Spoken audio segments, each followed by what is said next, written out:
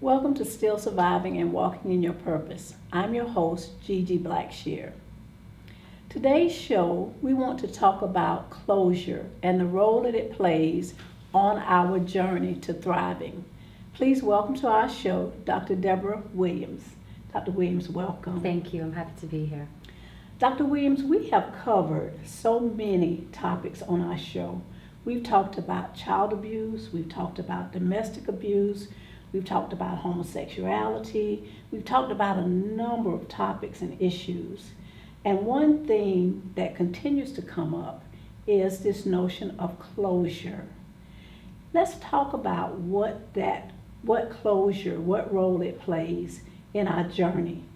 When you have people that have had dire circumstances and situations in their lives that may have been caused, harm may have been caused by someone else, someone outside of themselves, and they have yet to come to a place that, for whatever reason, they can move forward because they have not, in their mind, gotten this notion of closure with this person. So what can we say about closure? Is it important that you have it? What do you do if you don't have it? So let's talk about what is closure. Mm-hmm. Closure can mean one thing to so many different people, but in general, closure is this idea that this situation that has taken place no longer impacts me in any type of way, whether it be I've forgiven the person, whether I've gotten past the situation, whether that's just something that's not important in my life anymore. That is what closure is to somebody. A lot of times, more times than not, actually, people do not get closure from a situation. And we do tend to live out our lives in a sense of always looking for this closure. Mm-hmm. In essence, closure is this idea that because this tragic thing has happened to me, I need to be able to, the quote is, get over it. Right. Certain things you're just not going to get over. The death of a child, a miscarriage, an abortion that was forced on somebody. There's just certain things you will just not be able to get over, but you grow stronger to deal with that and to live with that situation. Things that may be a part of your life for the rest of your life. Exactly. But it is not necessarily something of you getting over it. But the one thing that is always the key thing is the idea of power. When something has happened to someone, it is a piece of their power that has been taken away. So if it's someone who is a victim of child abuse, the person who has caused the abuse, the abuser, has taken that power from that child, has taken a piece of who that child is. If it's domestic violence, it is obviously a power play, whether it be a verbal abuse, physical abuse, mental abuse, emotional abuse. It is the abuser lording that power over that victim. That power away. Yes. Okay. Even in cases of people who've had health issues, it is the idea of I'm powerless to this situation, that my body is going through a situation that no matter how I try to prevent it, I'm powerless to this thing. So what do you do with that feeling of powerlessness? You said in the case of an abuse of a child, what do you do when you have that feeling that this person has taken something away from me? How do I get that back? What do I do to move me forward? Because, especially in the case of abuse, how can you gain that back? You can't physically go and take it back from that Absolutely. person. So what do you do? The first thing you have to do is acknowledge that power has been taken. Ah. Because there are many times we don't want to acknowledge it, whether it be a pride thing or whether just not even realizing that is the situation, not really understanding that the reason that this is still impacting you is because that power has been taken. Because the power can be taken, you can give your power over to somebody, you can relinquish that power, or it can be forcibly pulled from you. And so the first thing that you have to do is recognize that you have lost your power. And who or what did you give that power to, or who took it from you? The second thing that you have to do is now say within yourself, do I want that power back? Because maybe you don't want that power back. Some people have gotten so comfortable with the notion that they are a victim that they don't know what it feels like to not be a victim. And that is a scary place. When you have so identified yourself as this victim, what is life outside of not being the victim or playing the victim role? So that's the second thing, is do you want this power back? The third thing then is, what do I need to do to get that power back? What is going to be needed for a person who was a child abuse victim versus a domestic violent victim? It's going to be two different things, because it's two different types of powers that have been taken. So what do I need to do to gain that power back? Everybody has it within them to get it back. You just have to identify what it is. So I hear you saying personal responsibility. Yes. At some point, we have to first acknowledge that the power was taken away and that we at times feel helpless, but then recognizing that we have the ability to reclaim our own power for ourselves. In the case of an abuse situation of a child, and you said those are two different types of abuse of power, can someone else, on behalf of that child, facilitate that? Depends on when it happens. I find many times with children who have been victims of child abuse, if that child was acknowledged from a younger age that the abuse took place, they were recognized that they have suffered something, and then have the right responsible adults in their life to empower that child can get that power back much quicker than a child who was put down, who was denied the ability to mourn the fact that they've lost this, or was completely disregarded because the abuse never happened. For the people around them, if they just never acknowledged that it even took place, that child has to now grow up to become an adult who has lost this power, and they now, as an adult, have to try and kind of retrace back that whole process. Because it's not only just the abuser now who has taken this power, but the people who have denied them has taken power from them. The people who told them that what they said was a lie, or they completely disregarded,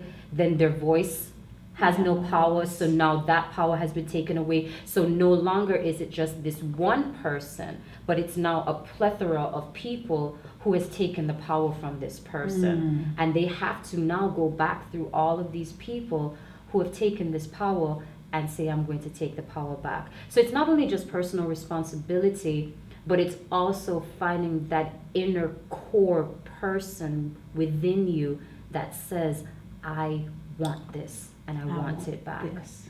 I want to be able to move on with my life. I want to be able to go to the next part of my journey and not carry these things with me. It could be even as simple as, I just don't want to cry about it anymore. I just don't want to feel the pain of it anymore. It can be something even as simple as that. It doesn't have to be our highfalutin college level words. It can just be, I just don't want to feel empty on the inside anymore. And when you finally come to that point, then you will know where you want to move forward to. Thank you. Thank you, Dr. Deborah. We're going to take a short break and be back with more from Dr. Deborah Williams in just a moment. Are you tired of being sick and tired, stuck in the cycle of the same old, same old? If yes, then it's time for you to embrace your metamorphosis. I am Monique Rogers, the CEO and founder of Metamorphosis Women's Encounter.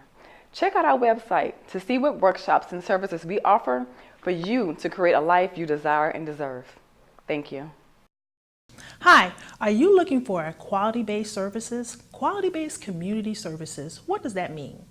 Benefit support, housing assistance, food assistance, clothing, and a host of other human services that are out there in the community. Well, at Daniel's Quality Care Services, we provide those same quality care services, but we do it differently. We do it with quality.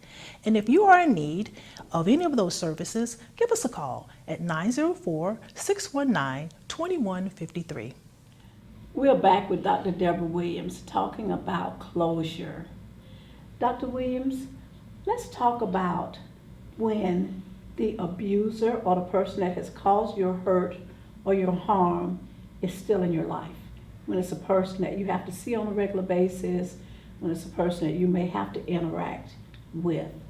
How does closure play in that scenario? When this person, you see them, you know what they've done to you, you know the hurt that they've caused you, but they won't acknowledge it. Mm-hmm. How do you handle that? There's a saying that I've seen before that says, sometimes you have to be able to live without the apology that you'll never receive.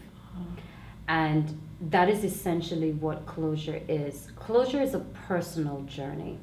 It is not the requirement of whomever it is who afflicted the pain on you to acknowledge it. It helps. It goes a great way. But so many times it doesn't necessarily make that full transition. For example, when I've spoken with families who have lost a loved one or they've gone through some type of legal litigations and someone was convicted of something that happened to them or to a family member, you speak to those people, they still don't have closure when that person has been convicted, because it is not about who the person that caused the harm apologizing or acknowledging it, but it's you saying, I am no longer going to allow this to control me. It's also the idea of forgiveness. Forgiveness is not you saying to the person, you are okay with what they did to you. Right. But forgiveness is saying, though you've done this to me, I choose to no longer hold that ought against you. And I choose to no longer allow what you have done to control my life. Because once this person has done what they have done, they've moved on. You're left in that situation. And many times, they have not even thought again about what it is that they have done. Right. So they're not even thinking that you're still dealing with it. As strange as it sounds, that is the situation. They moved on. They have completely moved And on you're with their stuck. life, and you're stuck. Yeah. So recognize that even though you may not have caused it, you had nothing to do with the pain that you're currently in. It is still your responsibility about how you now allow this situation to impact you. It's not going to be an overnight journey as well, too. Yeah. It can take weeks, months, years. But once you start that journey, you have to complete it to fruition if you truly want to be through with it. If you want to be done. You know, I like to say acceptance is a wonderful thing. It frees us up from trying to change other people. And what I hear you saying is sometimes you just have to accept that this person is never going to acknowledge what they did. They're never going to say those words that I so desperately want to hear. They're never going to be able to tell me that they're sorry. They're never going to be. And if I can get to a place of acceptance, then possibly I can move on. Yes. Acknowledging that, yes, not saying that it didn't happen, Absolutely. acknowledging that it did happen, but that I no longer want to be bound by it. Yes. That I no longer want to be controlled or hurt by it. There's a training that I did as part of my doctoral program called Theophostic Prayer Ministry. What this program does is it takes a person through the worst memories of their life, to go to each of those memories, feel the emotions, see the scenario or the scene play out, and with every piece of it, offer forgiveness to that person. Powerful. You go back over and over. You could revisit one memory 5, 6, 7, 8, 9 times. But the idea is when you can go back to that memory and you feel no emotions, you have finally gotten over that person. That's what closure is. That's what taking back your power is. That's what true forgiveness is when you can remember what has happened, because you cannot change the situation. Right. You can change how you feel about it. You could change how it impacts you. You can change how you impact it. So to go to each of those memories and take back that power, take back that emotion, that yes, you did this to me, but it does not define me. Yes, you hurt me, but I no longer hurt. Yes, you took something of value from me, but now I found value again in myself.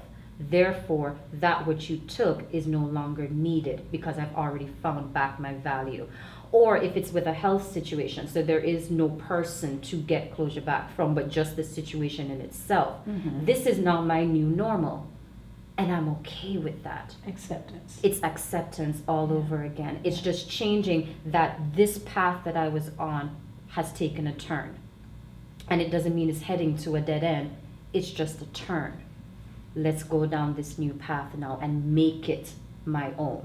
You know, we have talked about in sharing these stories how sometimes even in the retelling, it can take you right back to that place. Yes. And you feel that pain, you Yes. feel those emotions all over again. I love what you said about when you get to that place and you don't feel it, when you can get to the place, and that's what we've seen a lot of on our show. People have gotten to that place where they can share their story to help someone else, and they can share that story without feeling any anger or any hatred or any regret. Yes. They've gotten to a place where they can share those stories in order to help someone else. Absolutely. And that's when you know that healing has truly taken place. Absolutely. When you're willing to pull the covers off Yes. and say, that's actually how you find out if you do need closure. Because sometimes events have happened, you dissociate from the situation, meaning you just completely become Put it out of your oblivious. mind. It's so in the far back of your mind that you don't even think about it. But out of sight, out of mind does not equate to closure. it doesn't equate to healing either. Definitely not. No. So the retelling of it can also let you know, have I really gotten over Have I this? gotten over it? Have I really come to closure with this? Yeah. Have I really taken back the power? Closure does not involve the situations that created the issue. Closure just simply requires a made-up mind of an individual who is sick and tired of being sick and tired and wants to empower themselves again. A conscious decision. A conscious decision. Yes. Okay.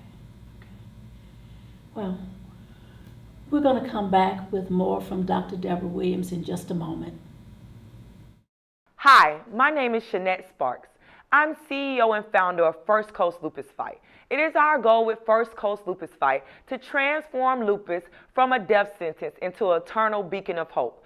So for more details, check out our website, www.firstcoastlupusfight.com. Also, follow me on Instagram to know when my new book, Training with a Purpose, will be released.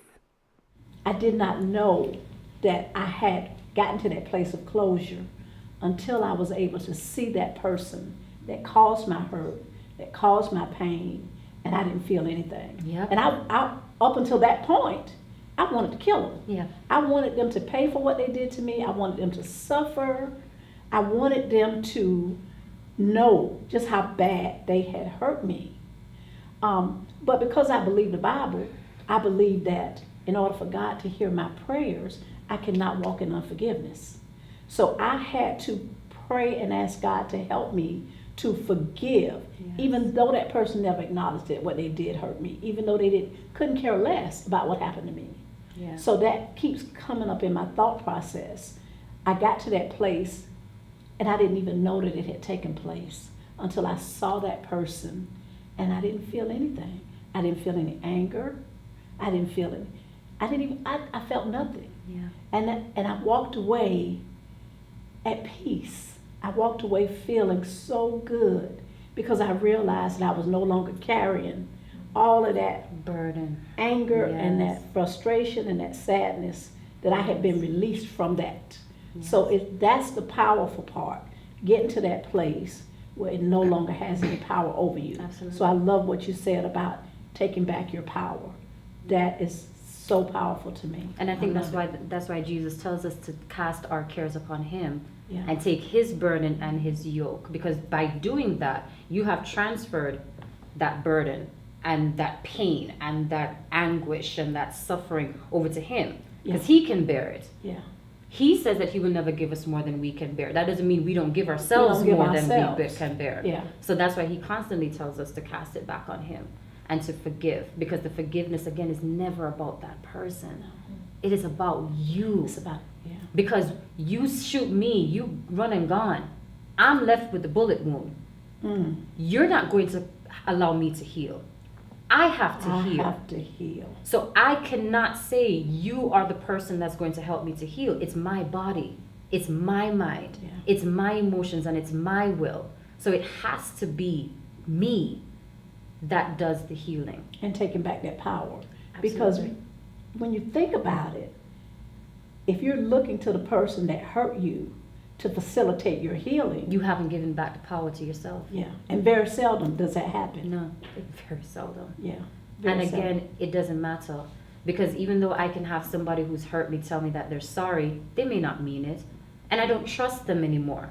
Because they've also broken my trust through the process of hurting me. You have also broken my trust. So I don't know if you're sincere. I don't know if you'll ever do it to me again. So what is truly the purpose of them apologizing? Why are you waiting on this apology? You have to work on yourself. Why are you waiting for that apology? That's good, and that's a great question that we might have to ask of ourselves. Yes. Why is that important to me? Why do I need that? And will it really make a difference? And will it help me in the long run? And we're back from break.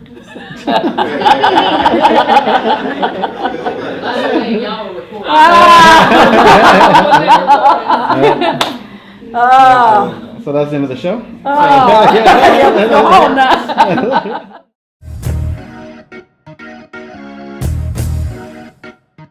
The vision of LOL Jax is to create a platform for our local filmmakers, actors and actresses, and stand-up comedians to showcase their short films and talent. The genre comedy was actually chosen because with all the negativity and everything in the world going on, we wanted to give the audience a chance to laugh, have a good time, and just escape from reality. And we're so excited for LOL Jax. So we chose the name LOL Jax because the LOL stands for Love Our Locals While Laughing Out Loud.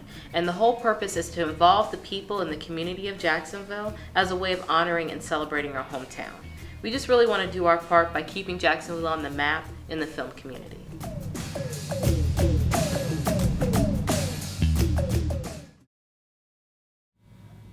We are back with Dr. Deborah Williams. Dr. Deborah, let's talk about closure when it comes to the thought that at times we are our own worst enemy. What happens when we have an issue with ourselves? If maybe it's something that we've done, if maybe we've caused pain to someone else, how does closure play out in that instance? When you find that you may have been the one to have hurt somebody and you want closure for that, a lot of times that is a self-actualization that you realized you have caused someone else's pain. And so a lot of times a part of that closure does come with you asking that person for forgiveness. You going to that person and acknowledging what it is that you've done is wrong. You finding it within yourself and recognizing, yeah, that was very messed up for what it is that I've done. Mm-hmm. And you have to forgive yourself. Mm-hmm. So the Okay. same ideas of what you would do as the victim, you also have to do as the victor From the other side. from the other From the side. side. But I would say that I find that when people come to that self-actualization, they're probably going to be the ones to apologize to their victim, Mhm. because that is part of their healing process as well too, is to get out, what I did to you was wrong, Mhm. and I am sorry. Those will be the few times that you do find those true sorrowful Mhm. people that will come back into your life and said, you know, what I did to you was wrong, and I'm sorry, because that is a part of that person's journey to their And that own person's closure healing. and their And healing their as healing. well. Taking responsibility for our own actions and then acting on that Yes. in order to make a difference. Not necessarily for the other person. But because, just for yourself. Right, forgiveness Yes. doesn't just free someone else, It frees but yourself. it frees us as well. Absolutely. So taking that action and going back Yes. and saying, because in most cases, we know when we've hurt someone, Mhm. we know when we've done wrong, we know that when we've caused pain. We're not always willing to acknowledge it. We're not always in a place where we can acknowledge it. Yeah. But getting to that place of acknowledgement Yes. will help the other person, but it will also help us to be able to move forward. And it's also a concern too of pride, Mm. because a lot of times we don't want to be proven wrong. We don't want to necessarily admit when we've done something wrong. So it takes true humility to recognize when you have done something wrong to someone else. And when you come to that recognition, that becomes the catalyst through which you can now offer to a person the apology that they may have been looking for. That is when you can get to the point where you can now say, yes, I recognize that I've done something wrong, and I'm asking you for forgiveness. Because it does take true humility to put yourself out there like that. Who wants to be seen as being a mean person or Right. a horrible A bad person or a person. bad person to Yeah. cause someone pain? But when you come to that point, pride is no longer an issue. You're not trying to make yourself look like something. You're trying to find peace on the inside. And when that desire for peace on the inside is the strongest force in you, you're willing A to go desire through for very peace. big measures to get that peace on the inside. Yes. So sometimes closure involves taking a good hard look at yourself, and doing a self-examination of what is my role in this. Yes. I want to look outside of myself and I want to be able to point the finger at someone else or blame someone else. But sometimes we have to take a look at ourselves and say, okay, if I want closure, if I want to move forward, what is my responsibility in this? What can I do for myself to get that closure? What can I do to move myself forward? Because in this instance, it really is about me. It is. It really is. And about that's not me. a selfish thing. And that's not a bad thing. No, it's not. That's not a bad thing. No. Acknowledging where we are, acknowledging what has happened. We're not ever saying that you discredit what has happened, Yeah. but acknowledge what has happened. Yeah. And also don't discredit pulling people in to help you. We're in a society where independence is glamorized over the collective group. Find a core group of people that you know you can lean on. It may only be two people. I have heard a pastor say one time, you probably will only have 3 good friends in your In your entire whole life. Yeah. Find your group. Always look for people that are there to build you up for no personal gain of their own, but they truly are invested in They you. care about you. That always helps, so that when you feel like you're kind of sliding back in your process, they hold you accountable. They keep you going forward. They give you that boost that you need. Relationship with good people is an amazing healing salve for when you are trying to go through your healing process. So don't deny yourself the company of others. Because that's one of the main things that happens when you're going through pain is you want to isolate Isolation. and go by yourself. Right. That's where depression comes in. That's where mental illness, schizophrenia, anxiety, all of these different mental issues that take place. It's usually when that person has really starts to separate from people physically, and then their mind Emotionally. starts to separate within them. Connect yourself to people. And as a personal note, a relationship with Jesus Christ is a major catalyst to that healing process, because he can help you to do the work where people fall Where short. people can't. He can help you with that process. But of course, if you are not religious, you can still find that healing if you get yourself a good core group of people that will not only be your support, but also be an accountability partner. to you. Yeah. Because you have to be held accountable for what it is that you said that you're going to do. Yeah. Because we will want to stop. Pull back. Yeah. We will want to cut it. Yeah. It gets too painful. It's We too don't hard. want to do this. Yeah. But they're there to gently push you forward, to keep you focused on what it is that you're trying to do, so that you can get to that goal of what it is, which is that true closure, and true healing. And as the talk show is, start walking in your purpose because you have survived. You know, we have talked a lot about closure and getting to that place of being able to move forward in your life. And it's been said that no man is an island. No, Reality is we need one another. we do. We need one another, and we don't have to walk this journey alone. No. I love what you said about bringing in other people and allowing other people to help us. That sense of isolation can at times prevent us from getting the help that we need. Yes, But there is help available. absolutely. And that's why we do what we do here, because in sharing these stories, it is helping to create empathy. It is helping people to know and to understand that they are not alone, Yes. and that there is help available out there for them. Yes. And getting to that place of closure is important, if for no other reason than it frees you up Yes. to be able to go out and help somebody else. Yes. And on a final note, everything that you go through, it's not just for you. It's not. It is for somebody else that's coming. And that has been a reoccurring theme on all of these episodes, is people finding their purpose from the pain. Yeah. And finding that when they've shared their story, it's blessed other people, Yeah. because they get to see what I could be if I take that power and If I take control that that power over my back. life. Yeah. So don't be afraid. That would be my biggest message with closure, is to not be fearful. Don't be afraid. Don't be fearful of Yes. what that process is going to be, because it is going to be tiresome. It's going to be grueling. You are going to have bad days, Yes. and that's okay. It is a part of the process. So cry, scream, break a few vases if that's what you need to do.